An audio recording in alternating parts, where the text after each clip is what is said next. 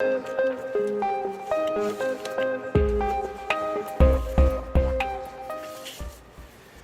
and gentlemen, welcome. We appreciate all of you taking time to be here, and we especially appreciate our media partners who are here helping to deliver very important messages to the citizens of the state of Utah.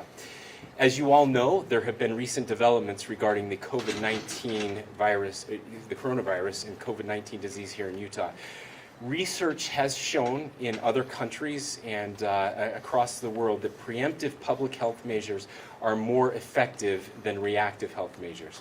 Being proactive will not only help protect our own health, but also the health and safety of our neighbors, family, and friends, and those who are most vulnerable to this disease. That is why we are here today, to announce additional preemptive measures. We are confident that if Utahns heed these announcements, we will fare far better together. This is a very serious time for our state. We have many dignitaries that are here with us and people who are helping us on this issue. Let me just give you a run of show. First of all, we will hear from Governor Herbert. I will follow Governor Herbert with a little background on the decision-making process. As you know, the governor has asked me to lead the state's response to the coronavirus. We have an incredible task force that was supposed to meet once a week, and in the week that we've been together, I think we've had 5 meetings now. So that's the rate at which things are moving and changing. Following the governor, we will then hear from Dr. Angela Dunn, the state epidemiologist. She'll be followed by Harris Simmons, the chair of the Utah Board of Regents. Following the chair of the Regents, we will hear from both President Ruth Watkins, the president of the University of Utah, and President Noel Kakip, the president of Utah State University. We will then hear from Dave Wolstenhume, the commissioner of the Utah System of Higher Education, and he will be followed by Superintendent Sidney Dixon of the Utah State Board of Education.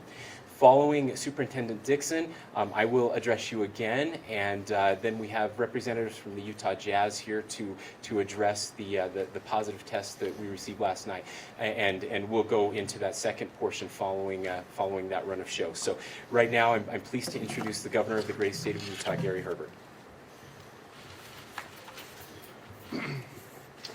Well, thank you, Spencer, and welcome everybody. We're honored to have you here, and thanks to the press again to help us with messaging and getting out to the people of Utah the current situation, what we're planning on doing. I think everybody understands that things have changed in the last 24 hours in a significant way. We've had major religious organizations change their conferencing and their schedules for what they're doing with their conference gatherings. We've had the positive diagnosis of 2 of our Utah Jazz players and the cancellation of many sporting events around the country, or the restructuring of that event. Many civic events, in fact, have been either canceled or restructured because of this heightened awareness and concern about the coronavirus or COVID-19. We have taken action. We've been talking about this for some time now. We take this seriously and have done for the last couple of weeks, to the extent, as you've heard from Spencer, we started a task force. That task force designed to take a look at what's taking place around the country and around the world, and what we needed to be able to do here in the state of Utah to mitigate the spread of the coronavirus here in our state, to protect the people's health, and to help us, in fact, get through and weather this significant pandemic storm. This task force has had a depth and breadth of expertise and experience, which is designed to, in fact, help us have direction and a pathway forward of what we should be doing as a state. As has been mentioned, they've met often, 5 times in the past week, including earlier this morning, where we had a gathering today and talked about the need to have constant communication and information that's accurate to give to the people of Utah. These recommendations, if followed, we believe will help not only to mitigate the spread of this virus in our state, but to keep Utahns safe and healthy. The processes that we have in place and we're going to announce today are solid. We have the right people here making these decisions. This is being done based on good science and what we've learned from the experience of other countries and other parts of the world heretofore. We are concerned about testing. We've done some significant testing of individuals who are most at risk with the virus. And while the testing right now is not as many people as we'd like, we do have a sampling. The good news is that with the sampling so far is that very few of those that we've sampled have come back positive. So again, we'll have a direction from Dr. Dunn on that here later on about what that means. We've also been testing people who have been in close contact with other people who in fact have tested positive for the coronavirus. And so far, we are not seeing community spread of the virus. So again, that's good news. But we do know, based on the evidence we see here, is that spread is going to occur, and so we are taking significant action here to amplify what we've already been doing. Today we stopped making decisions based on just the hope that things will get better. We're basing it on the assumption that things possibly could get worse and the spread could continue. So we want to be not sitting on the sidelines. It's better to be too early than it is to be too late. So we're taking a very proactive position here in the state of Utah to see if we can't get ahead of this issue so we can minimize the spread here in the state of Utah. For the past week, I, along with the task force, Lieutenant Governor, and others have been emphasizing that individuals, families, employers, other organizations should begin taking proactive measures. And this will help us to prevent the spread of COVID-19, and especially to those who are relatively more vulnerable, which is our senior citizens, those that have respiratory issues, underlying health issues. We can do a lot to protect them from getting the virus. I know that these things that we've talked about were just hygiene, washing of hands, not touching our mouth, nose, eyes, isolating ourselves when necessary, not going to work when sick, or things that are really mainly easy to do without much disruption. But I'm going to announce, in addition to those common sense things we've talked about, some recommendations that will be effective for the next 2 weeks. Now let me emphasize that 2 weeks is what we're going to do, and then we'll reevaluate where we're at in 2 weeks to see if we want to continue, modify, make a change of direction. That's yet to be determined, but these recommendations will be in place for at least the next 2 weeks and possibly beyond. In conjunction with Utah COVID-19 Task Force and our local departments of health, we recommend the following. We want to limit mass gatherings to groups of 100 for the next 2 weeks, beginning Monday, March 16th. And that is 100 healthy individuals. If people are not healthy, they should not be involved in these gatherings. So if you feel sick, don't show up. If you are vulnerable, you should not participate. So limiting mass gatherings to 100 for the next 2 weeks, beginning Monday, March 16th. This includes church gatherings. This includes concerts, conferences, and other similar activities where people gather together. This does not apply to schools right now. We have some issues we're going to be talking about. We're going to ask Superintendent Sid Dixon to talk about the public school issues. We're going to be coordinating our school issues with our local health departments. We would like them to assess the situation with our local schools throughout the state. We have 41 different school districts. We have 13 local health departments. Local experts, we want them to take some time to assess the situation on a case-by-case basis and come up with criteria that we can all understand that would be somewhat uniform across the state. They should go without saying, but if you're sick, you should need to stay home to avoid affecting others. That's a constant call. It's something we've said before, but we need to reiterate. If you're sick, stay home. And we ask employers to have some tolerance and understanding. It's better for them to lose a couple of days of work than coming and affecting your employees and having 50 people miss work for a couple of weeks. So if you're sick and you need to stay home, please stay home and avoid infecting others. Everyone over the age of 60 tends to be in a more vulnerable population, and so you should avoid large gatherings of more than 20 people. If you're over 60, avoid large gatherings of more than 20 people.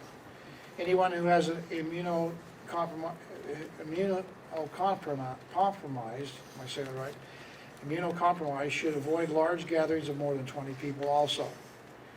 If you can work from home, we've talked about this, we are actually prepared in many ways of this issue of telecommuting, working from home. Now is the time to in fact do so.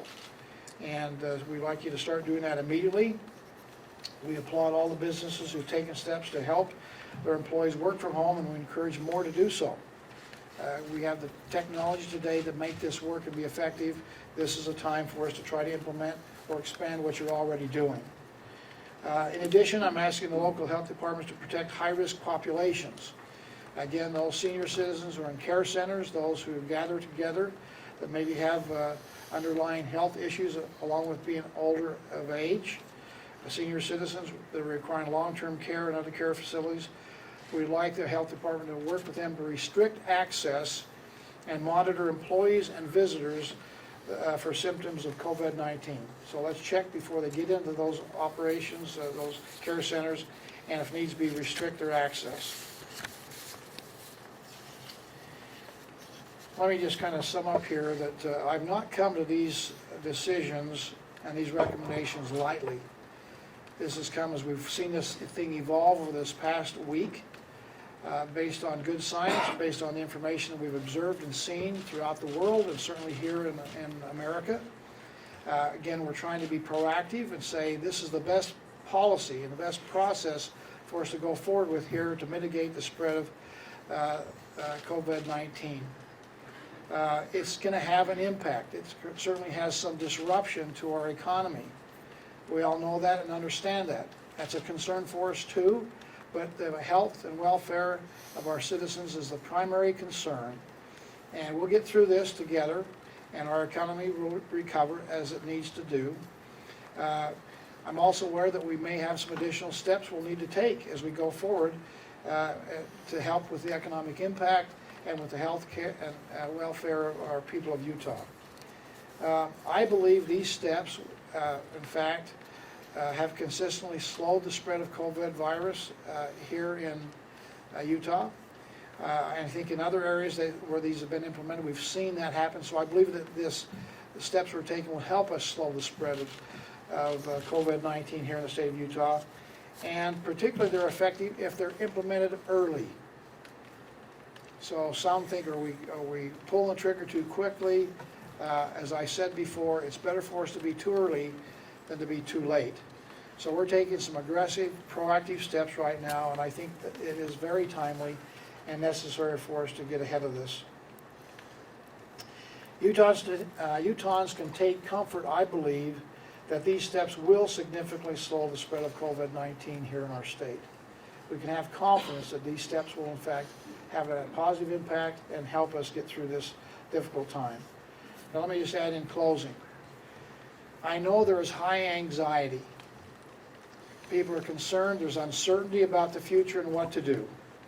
We have people that are rushing down to the stores and stocking up. And Utah certainly has a history of preparedness, of being prepared. We have a program in Utah we started a number of years ago called Be Ready Utah, encouraging individuals and families and schools and businesses to be ready. People ask me all the time, be ready for what? Well, fill in the blank. It could be fire, it could be flood, it could be drought, economic downturn. In this case, it's the coronavirus, COVID-19. We need to be prepared and do what we can to be prepared. I hope people will be reasonable and rational. There are areas where we are overreacting. For example, our water supplies are good and abundant. Stockpiling water in your home is probably not a necessary thing unless you're in some kind of a unique circumstance. Turn on the faucet, you're going to get good, clean, potable water. Fighting at Costco or Walmart over different issues out there and not being friendly in the process is something we don't want to see. A run on stores and tempers flaring is not the Utah way. Again, being prepared is important. I understand that. We need to take prudent measures to slow the spread. And this is becoming what I would call a speed bump in the road. To slow it down, to stop it, hopefully, but certainly to slow it down so that we can go about our lives without having minimal disruption of our health care and our health outcomes, and certainly our economy. So I think we are doing all that can be done. As I mentioned in the very beginning, we are hoping for the best, but we are preparing for the worst. It's going to take all of us working together in a spirit of collaboration and cooperation to do this. Utah has that ability. We will get through this together, and we'll have a positive outcome with minimal disruption, I believe, if in fact we work together and follow the recommendations that we're giving you today and others that may come in the future. So with that, we thank you for your attention, and we look forward to working together with all of you, and we'll continue to give you updates as we go forward.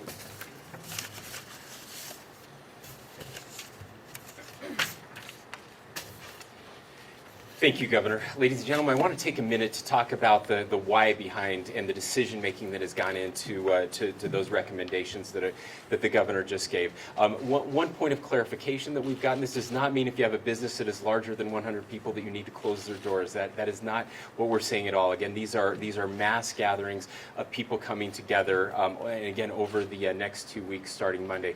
But more importantly, there's a specific reason behind what we're doing. What we know about this virus and what we're learning from other countries and the way that it spreads is that there is an incubation period of 2 to 14 days. We also know that, unfortunately, and this has been very well documented, that getting testing supplies from the federal government has been a slow process. We are increasing testing, and I'll talk about that momentarily. But what we want to do is we want to make sure that we're making the right decisions with the best available information. And because of the latency of this virus spread, sometimes we don't have the most accurate information because of maybe what is happening out there in the community, because of the slowness in the incubation period and the lack of testing that we have had over the past few weeks. The purpose, as the Governor mentioned, putting a speed bumper, a circuit breaker, to give us a chance to step back and hopefully slow the spread. What matters with this virus and with others pandemics that we have seen in the past, we know that the mortality rate decreases significantly if we get people the best health care possible. The only thing that can prevent us is we have the most advanced healthcare system in the world and the best in the United States right here in the state of Utah. The only thing that would prevent our citizens from getting world-class healthcare is if we overwhelm that system. The only way to prevent overwhelming the healthcare system is to slow down the velocity at which this disease spreads. Now, I want to be very clear on this and remember that for most of us, if we contract this virus, we will be just fine. There will be mild symptoms just like the cold that you had last week or a mild case of the flu that you've gotten in the past. For most of us, this will just be a little bump in the road. However, what we do know is that for another 15% of us, we will need more attention. And for 5%, likely hospitalization and extraordinary health care measures. If everyone gets this virus in a rapid amount of time, we will fill the hospital beds that are empty. Routinely, hospitals in the United States run at about 80% capacity. So you can see that very quickly we could fill up that 20% capacity, and then it becomes impossible for our amazing healthcare workers on the front line to deliver the extraordinary care that is necessary, and that's when we see mortality rates start to rise. So I want people to understand that the actions that we take individually, although may not affect us because this disease may not hurt us, it can have a huge impact on those who are vulnerable. And of course, we've mentioned already those over the age of 60 and those who are immunocompromised have a much higher mortality rate with this disease in other countries. Those are the populations we're trying to protect, and you and your families can help protect those populations by implementing the measures that the Governor has mentioned already. Now, I do want to talk a little bit about testing because this is the one area where we get a lot of questions, and we want to make sure that we are giving the best and most up-to-date, accurate answers. So a couple things you need to know about testing. As of 10:40 a.m. today, March 12th, the Utah Public Health Laboratory has tested 136 patients. So that is our state laboratory. We've tested 136 patients. There are an additional 24 individuals whose samples are being tested right now. These data only represent samples being run at our public health lab. There are an additional 18 Utah residents who were tested by the CDC prior to the public health laboratory becoming certified to conduct testing in state. Private laboratories have also started testing samples as well. I'm pleased to report that ARUP at the University of Utah tested 100 individuals yesterday alone. And in the coming days, we'll be able to increase testing significantly up to around 500 individuals. We're also working very closely with IHC. They're in the process of getting their tests certified. We hope to have that certification very soon. After that certification comes, they will also be able to ramp up testing into the hundreds. So we are on a good trajectory that will allow us to test far more, will allow us to test more surveillance testing throughout the community to try to detect if there is community spread and to what extent that community spread is happening. Again, the purpose of what we're announcing today is to allow the testing to keep up, to catch up with where we are so that we're making the right decisions 2 weeks from now as we reevaluate where we are right now. And Dr. Dunn is going to talk to you again about the good news. We do not have, as of yet, any cases of community spread. That is very, very important. Now, admittedly, we wish we were testing more, and we're going to be testing more in the coming days. Now, I want to continue on this a little more. As you know, we have 5 residents who have tested positive. That includes the 2 jazz players that were mentioned earlier. 3 of those cases were confirmed by Utah laboratories. The other 2 were confirmed by labs in Oklahoma. Additionally, the Utah Public Health Lab has confirmed 1 positive result of a non-Utah resident who was in the state on vacation. This individual does not count, per the CDC, as a positive case towards our total count. But however, local public health agencies are proceeding with their regular investigative process in this case. They will identify and interview close contacts, and the patients will be isolated and monitored by public health. And we'll talk more about that with the Jazz case momentarily. The Utah Public Laboratory has capacity to test up to 60 people per day now. Again, I already mentioned ARUP, and I just want to say, when fully scaled up, we will be able to test more than 1,000 individuals per day. It should be noted that drive-through testing is both underway and expanding. Utah's 3rd case was identified after submitting a sample by a drive-through location. It's important to note that that sampling is exactly the way it's supposed to happen. This person did it the right way. They used telehealth to message ahead. The doctor was able to talk to them about their history, was able to identify them as someone who was possibly who possibly had contacted the virus. They were tested outside of the clinic, so they didn't expose any healthcare workers. The person then went home. The test was run. The test came back positive. That person is isolated right now, and only 1 other person was potentially exposed because of the quick action and the right action that was taken. That's what we want to happen. We know that Intermountain Healthcare will be conducting testing at 2 drive-up locations, one in Salt Lake and another at their Cottonwood Clinic, and those announcements will be forthcoming. The University of Utah also has 3 drive-up locations operating, and a 4th will be operational in a matter of days. We are working with our hospital association and others to look at the potential for mobile testing in places in rural Utah, so that we have that ability to not enter and potentially infect healthcare workers and other people that are there at clinics. Now, it's very important, though, to note, and I want to underscore this, and Dr. Dunn will as well, that if you have the symptoms of the virus, and those symptoms are very similar to the common cold, very similar to the flu, of course that includes a cough, it includes a shortness of breath, and or a fever. Those are the 3 main symptoms. Again, to use telehealth and always call ahead if you feel like you need medical attention. Again, for most of us, we won't need medical attention, and we don't all have to get tested. Unfortunately, we do not have enough tests right now for everyone in the state to get tested, or everyone who has cold symptoms to get tested, all right? But what they will do is we will triage the situation. Those who have serious symptoms in hospitals will absolutely get tested. Those, again, who have had direct contact or have traveled to places where there is virus will also get tested. We are increasing testing, but if you don't need to go to the doctor, we don't want to overwhelm our healthcare facility. So stay at home. Use the hygiene that we've talked about, and that's good, by the way. If this is the common cold or the flu, which are much more prevalent than COVID-19 right now in the state, that is just good practice anyway, and you'll prevent spreading that. And we'll get more details on that as well. The last thing I want to say here is that we appreciate our healthcare providers. They are doing tremendous work right now. We want to thank them. They're working, many of them literally around the clock in preparation. Our hospitals, our medical clinics across the state, all of them are ramping up for the potential for community spread, and we're so grateful to have them doing that great work. Now it's my pleasure to turn the podium over to our state epidemiologist, Dr. Angela Dunn. Thank you, and good afternoon. So as Lieutenant Governor mentioned, we do have 5 total cases in Utah, and all are travel related. All cases are doing well, and they're expected to make a full recovery, and that's a good sign. We haven't identified cases that have very severe illness, and that's a sign that we don't yet have widespread community transmission of COVID-19 in Utah.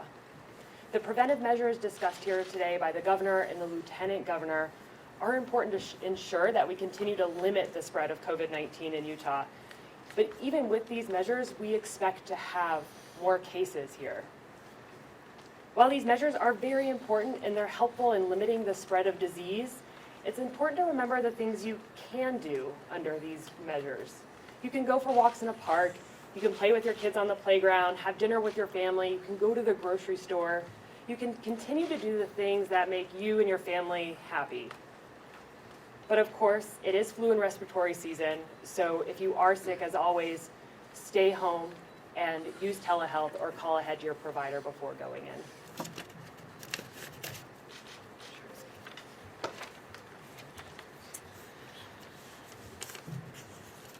I'm Harris Simmons. I'm chair of the Utah Board of Regents, and first I want to express our appreciation for the leadership that Governor Herbert and Lieutenant Governor Cox, who's leading the state task force, are providing to all of us in higher education and beyond.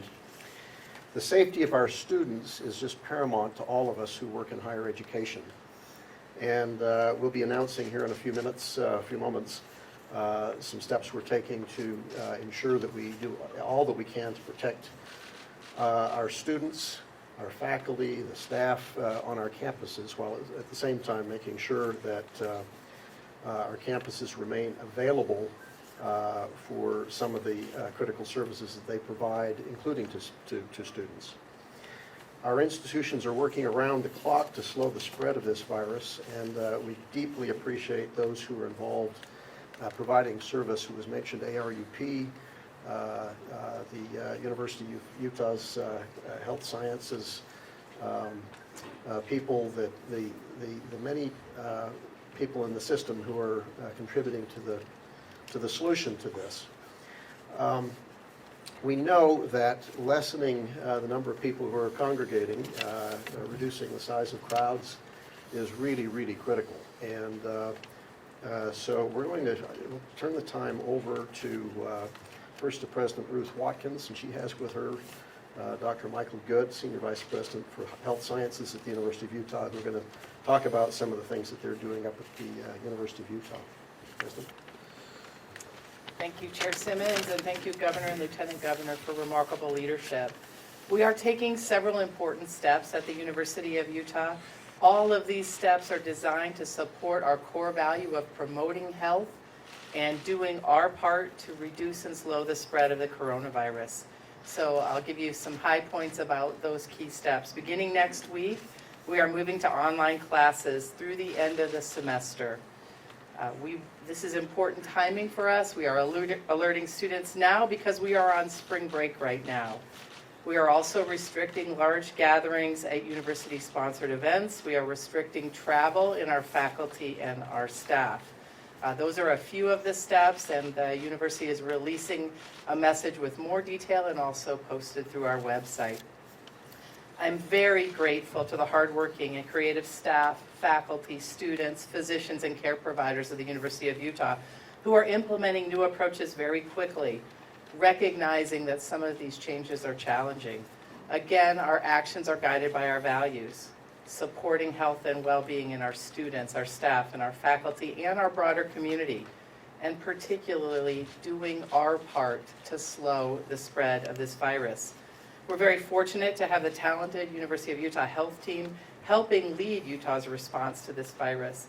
I want to give special thanks to Dr. Good and his team of care providers, and particular recognition to the staff of ARUP, who are, as has been mentioned, now able to provide testing.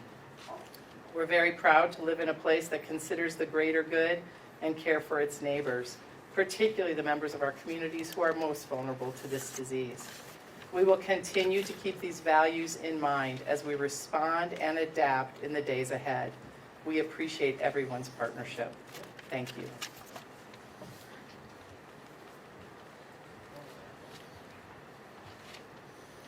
Hello, I'm Mike Good. I'm the CEO of University of Utah Health. Each year, typically beginning in the fall, seasonal flu affects all our communities here in Salt Lake City, indeed across the country and often the world. Seasonal flu, caused by a variety of viruses, comes on very slow over many weeks and months, peaks sometime during the winter, and then dissipates as we get through into spring. Think of that as a slow wave. Because of the great healthcare systems we have here, the height of that wave stays below the capacity of our health systems. We're able to take care of everyone. One of the reasons seasonal flu comes as a slow wave and doesn't get too tall are a variety of reasons, include many of us have had the flu last year, and we bring some immunity in our own system. Many of us get our flu vaccines, and that helps lessen. And we have medications, antiviral medications, that again help us combat seasonal flu and turn it into this slow and not too tall wave. Coronavirus is a new organism. We haven't seen it before. And so we do not have immunity in our individuals and in communities. The antiviral drugs that we have appear to have limited or no impact, and we have yet to develop a vaccine that helps lower this. And so communities that do not prepare get hit by a tsunami. Instead of the slow wave that we see with seasonal flu, we get a large spike and a massive increase in the number of cases. Again, think of that as a tsunami wave. And if that tsunami wave gets higher than the capacity of our health system, that's when we're unable to care for patients. And so what we're doing today, the measures that are being introduced, are to help slow down the tsunami, lower it, and turn it into the slow wave that as a community, our health systems, University of Utah Health, Intermountain Healthcare, Stewart Healthcare, HCA, all of our health systems and our physicians and our healthcare providers working together, if we can keep the rate of this infection below the capacity of our health system, we're going to do fine. So these measures that are being introduced today are very important, particularly the concept of social distancing. So how do viruses, including coronavirus, spread from one person to the other? The principal route is through respiratory secretions. So an individual who has coronavirus coughs or sneezes, and they aerosolize respiratory secretions. And if someone else then comes in contact, say with their hand, and then they rub their mouth or their eye, or if they're very close, and when someone sneezes, they inhale those respiratory secretions, that is how the virus moves from one individual to another individual. And so, as the scientific community worldwide and here in Salt Lake City works to develop vaccines and antiviral medications, the things we can do now, in addition to the hand washing, staying away, staying at home when you're sick, but now we need to socially distance from one another. And hence the guidelines that you're hearing introduced today were large gatherings of people, frequent air travel. These are some of the environments where we are in close proximity with one another and risk transmitting the virus from one individual to another, particularly in that incubation period before we know or can diagnose through testing that we have it.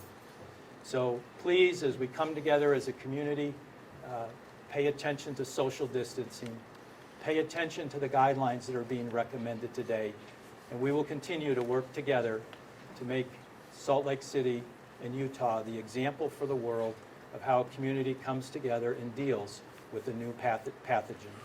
Thank you.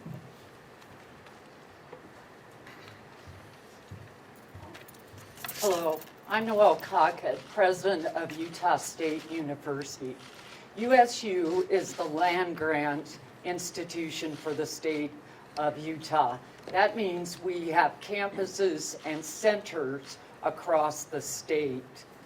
A campus, particularly a residential campus, of which we have 3, are at a tight concentration of people. This happens through events as well as through classes. We also have people coming and going from campus. We do this in fulfilling our core missions of research, education, and outreach. But unprecedented times require unprecedented actions. And we are working towards implementing actions rather than wishing later we had been implementing more precautions. So Utah State is working hard to contribute to this lowering of the peak of infection. We are doing that through the types of things that you've heard, particularly social distancing and reducing travel. We have canceled university events, both sponsored by the university and held at the university campuses and centers, and only allow those gatherings to occur on a case-by-case basis. We have also canceled all non-essential university travel. The big one, of course, is our students. This, again, is where you have large gatherings of people who to come together on a coming and going basis. And like the U, we see that these classes can become an issue and lead to the transmission of infection. So we are actually in session now. Our spring break was last week. However, based on the input and advice that we've been receiving from the state, we are canceling classes starting tomorrow, Monday, and Tuesday, and then on Wednesday, moving our classes to online format, particularly those that result in gatherings of large numbers of students. Again, we hope to be able to continue with our core missions, but times have required us to look at other methods to do that. And I appreciate again that the state is focusing hard on reducing the impact of the infection and keeping our health care facilities going strong. Thank you. Good afternoon. Dave Wolstein, Commissioner of Higher Education in the state of Utah. We're thankful for the opportunity to be here with you today. As you can see, you've heard from 2 of our university presidents. We have outstanding university and college presidents throughout the state that has taken this very serious. They've extended a lot of time over the last week identifying how they can continue to teach courses, but yet to be able to reduce the risk of the students in the community.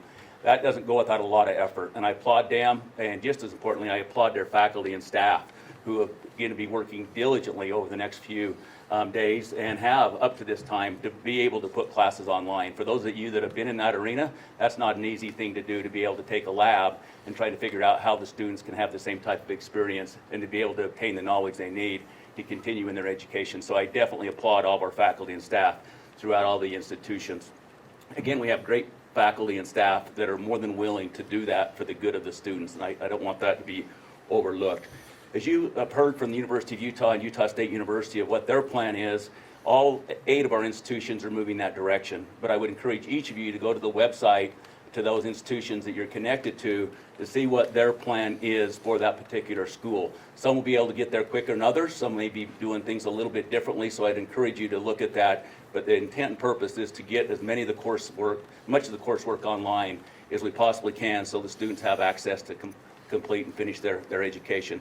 I also want to applaud the Board of Regents for the effort and the time they put into this to try to determine what is the best effort to go, as well as the Lieutenant Governor and the Governor. It's great to live in a state that cares so much that we're taking these precautionary efforts before it gets to a point to where we all wish we'd have done something different. So with that, again, we thank you all and for everybody for the efforts that they've done.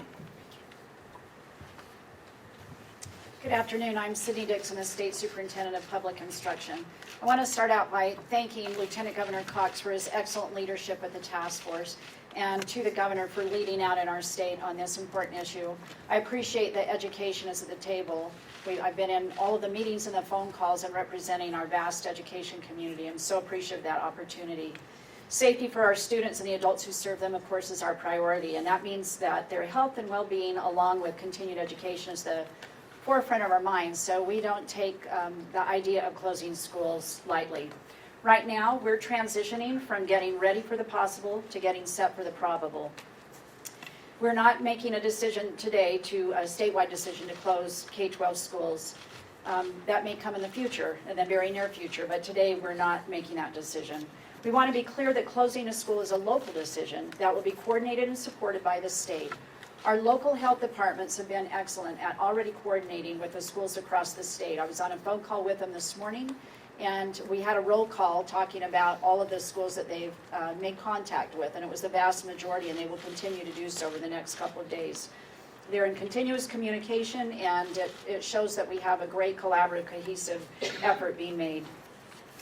We did take a vote, however, as a task force this morning to add a recommendation to all schools. So effective immediately, the cancellation of all school-related out-of-state travel is recommended for 2 weeks.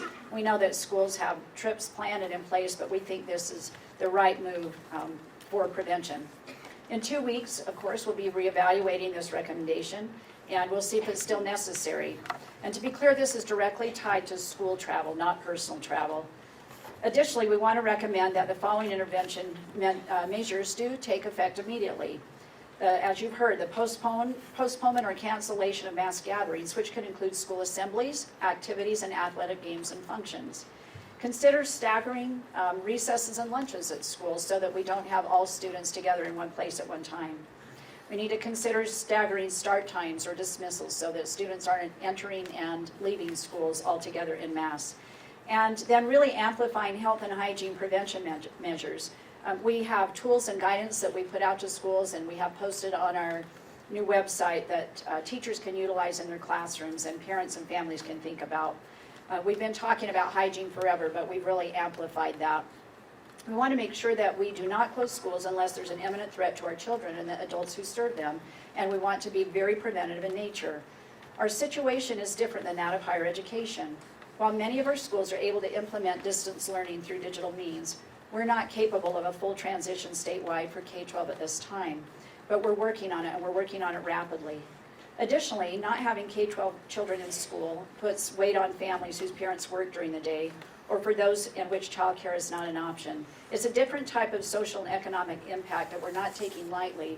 We're discussing and trying to understand all of those ramifications, while at the same time, again, preventing community spread. I want to emphasize that while we're learning lessons from our neighboring states, we also want to lead out and do what's best for Utah. I'm so appreciative of, again, our Lieutenant Governor Cox and the task force being so proactive and trying to engage in measures that can prevent spread instead of being reactive. In partnership with the Utah Department of Health and local health departments, we've created a 3-tier system for school closures. We can put fancy names to it, but for simplicity, we're calling it Ready, Set, Go. We've been operating in the space of ready from the minute we heard about COVID-19. Our schools really amped up hygiene efforts and started thinking about what would we do in terms of food, making sure that we're caring for our most vulnerable students, working with families, how would we communicate? Well, now we're operating in a space of set, where we're working even more closely with our local health departments if and when schools should close in a very heightened time frame. At least one district, in coordination with their local health department, is already triggered to a level 3, which is go. They've closed schools. We'll be reviewing these trigger points with all LEAs, those are local schools and districts, as situations continue to change. I must reiterate to all schools, please do not attempt to close a school unless your local health officers have been working with you and helping direct you to do so. Closing a school out of anxiety or fear, and not because of a health officer in collaboration with you deems it necessary, it can have ripple effects, not just throughout your community, but throughout the entire state. We'll be sending communications out to all school leaders today regarding school closure guidance, information for educators to provide to children and families, and a variety of information to consider if a school needs to close. I want to end by just saying we have complete confidence in our local school leaders, in our families, our school boards, and our local health departments to work together to make decisions that's best for our students and our educators. Thank you.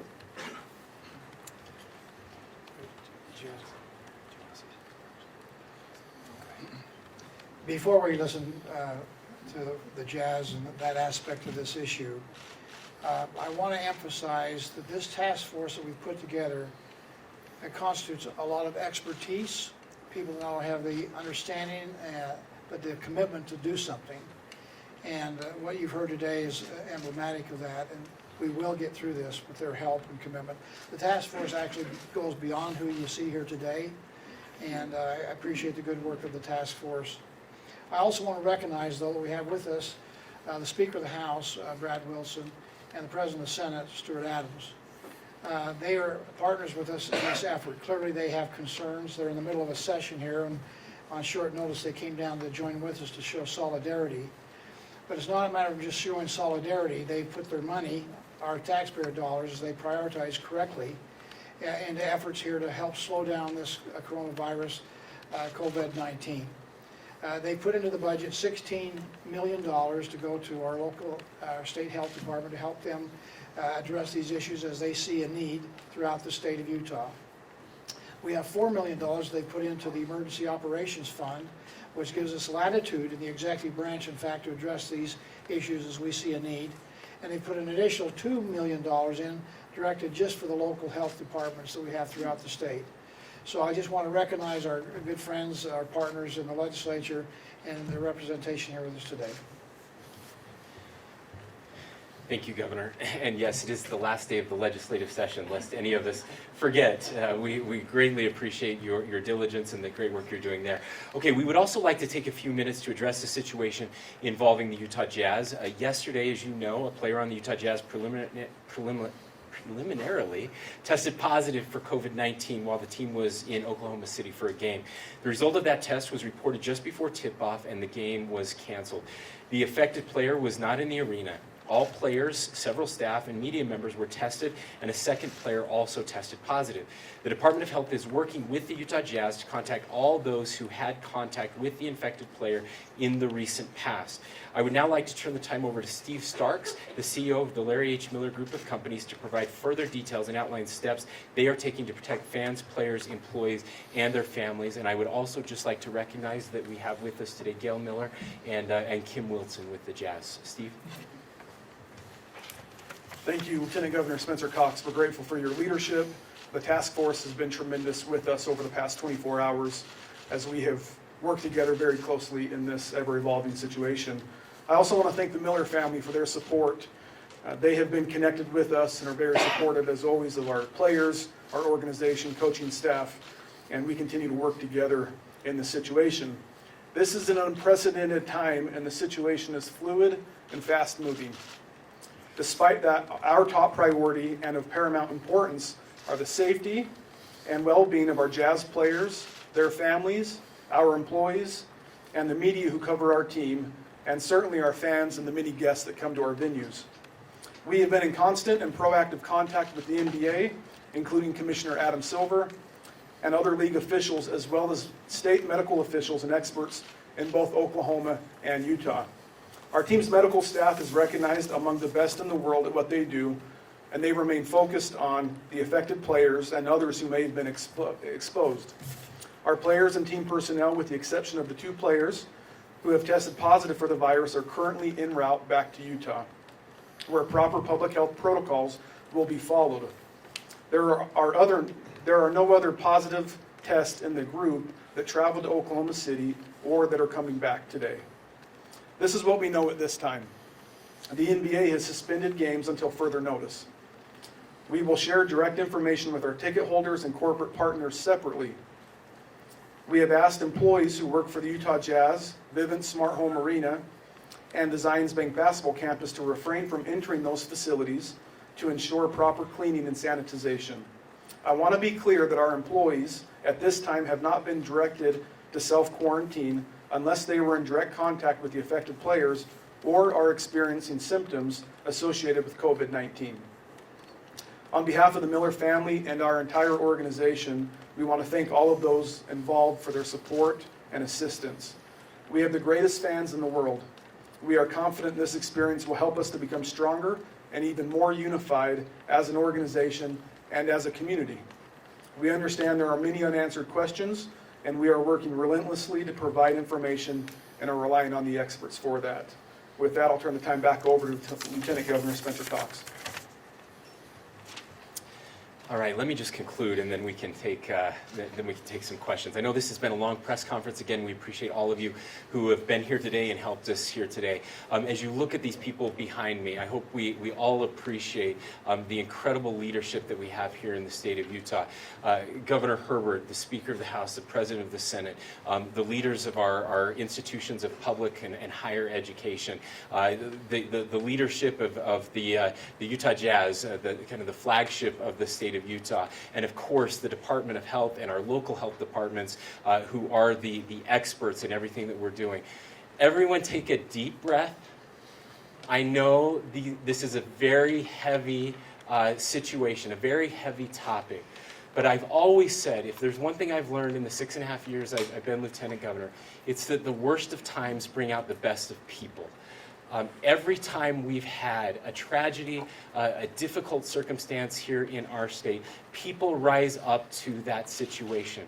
I want to be very clear. We're not making these decisions today because things are really bad.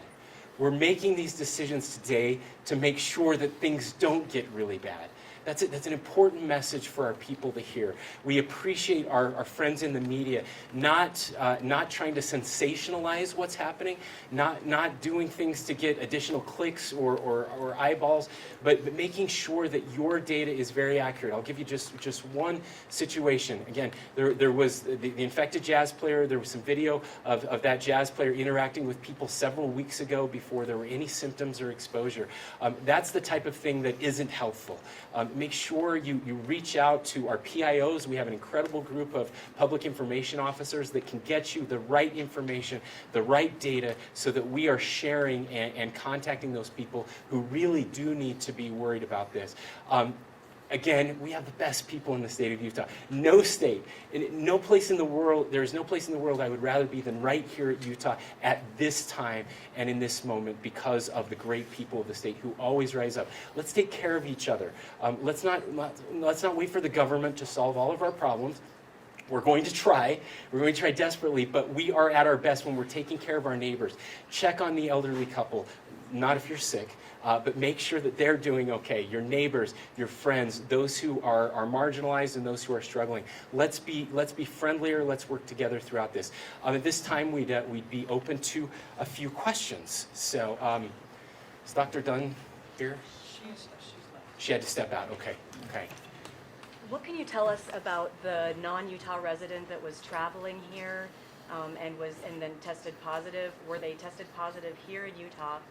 Where were they traveling, and is the Utah Department of Health or anybody investigating their contacts? Yes, of course. So the answer is yes. I don't know if we have anybody from a local health department that knows this one. I think I can try to handle it. My understanding that it was in Summit County. My understanding is that the person was from another state. I believe New York. And I apologize, Dr. Dunn had to get on another call with the CDC. She would have all of this information at her fingertips. But the answer is yes. The same precautions that have been taken with other positive tests have been taken here. There is investigative work being done everywhere that person traveled. Every person they came in contact with is also being contacted. When was that diagnosis? Yesterday. Thank you. I saw another question here. Maybe Dr. Good could answer this on behalf of Dr. Dunn. Could you just clarify, there's many people who need some clarification on contagious testing.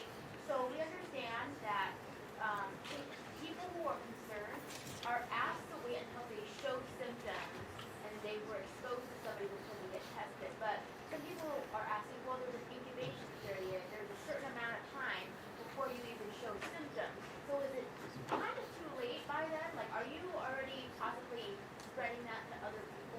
once you are showing signs and then getting tested?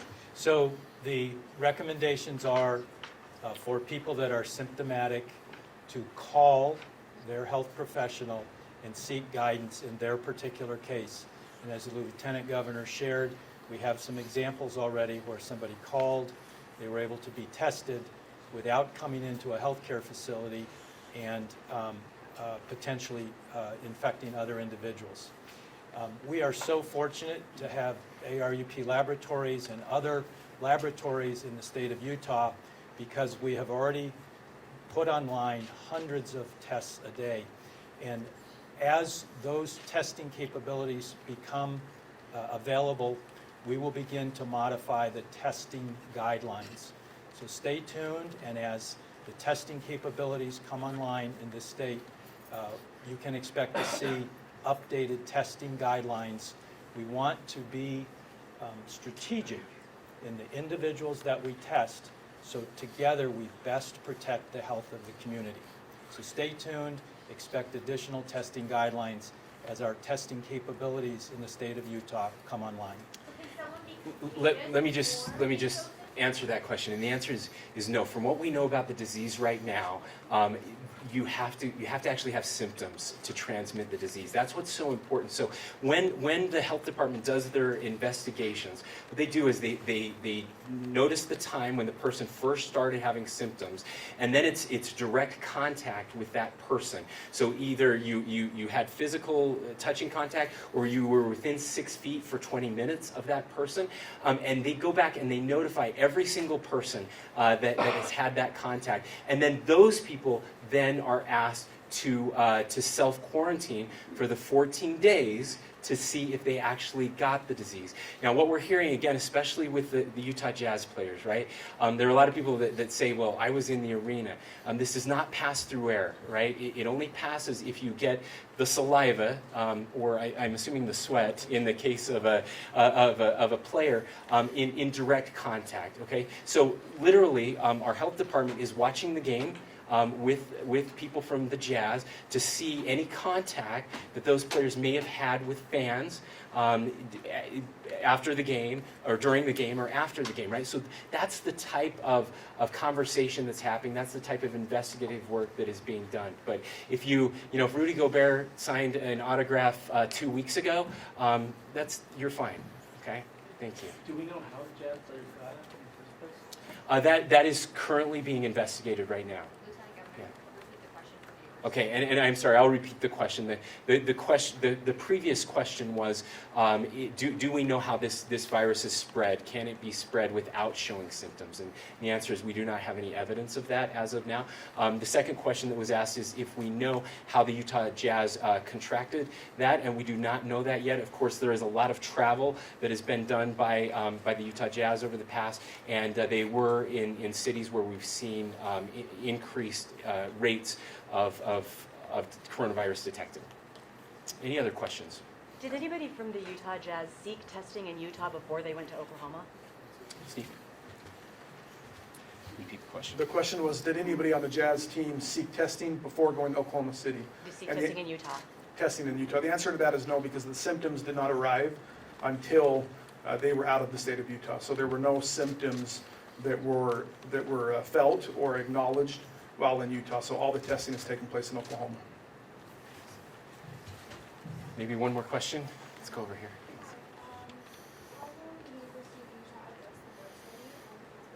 How will the University of Utah address the work study on campus? Yes. So we are very mindful that we have many student employees on our campus, and that issue is being addressed. Accommodations and alternative arrangements are being made when possible. And I think the best thing to do would be to go to the University of Utah website and look for the contact information. We are aware that that's a concern, and we are making accommodations for students who work on campus. Thank you. Will graduations be affected by this? So there has not been a final decision made on graduations yet. Again, it's important to point out that the restrictions that we're talking about right now, with the exception of higher education, who many of them will decide to go through the end of the semester since we're getting close anyway on the distance learning side of this. But we have not made a decision on graduations yet. Over the next 2 weeks, as we get more information, more testing, we'll make a more firm decision on graduations after that. playing in at all in the plans for the vice presidential debate? Everything is being talked about now, and of course this is also happening at a national level on those big types of gatherings as well. Is there any enforcement mechanism for the limit on gatherings to 100? As of now, these are recommendations, and we hope and we anticipate that people will definitely follow those recommendations right now. However, local health departments will be working with local municipalities when it comes to permitting and be making those decisions if they need to pull a permit. Those decisions will be made locally. But we anticipate, with as much press attention as this is getting, that people will follow those guidelines as recommended. And with that, we'll go ahead and end the press conference again. Thank all of you for your time. Thank you.